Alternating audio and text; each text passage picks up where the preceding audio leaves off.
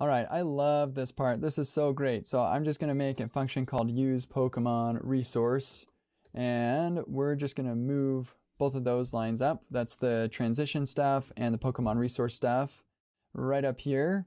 And then right here, we're going to need to call that use Pokemon resource in its place, and we'll figure out what we need to pass and what we need to return here in a little bit. And then all of this effects stuff is just going to go right up in there. And now we know exactly what we need. We have some red underlines saying, hey, you need a Pokemon name.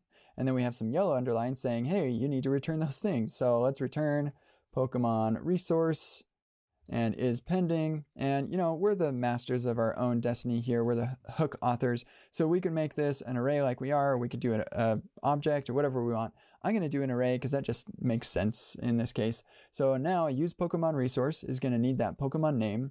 And it's going to take the Pokemon resource and the is pending and return those. So we're going to get both of those from use Pokemon resource, and boom, we're done. Like, I love hooks. I think they're awesome.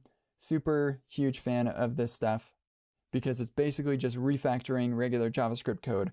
But now we can use a Pokemon resource anywhere. And so in review here, we have this use Pokemon resource. It takes a Pokemon name. It manages its transition with its use transition and a suspense config. We have the Pokemon resource managed in state. We have a side effect here for whenever the Pokemon name changes, we reset the resource if it changes to a falsy value, and then we start a transition if we're going to set it to something that will trigger a component to suspend, and then we use it just like we were using those variables before.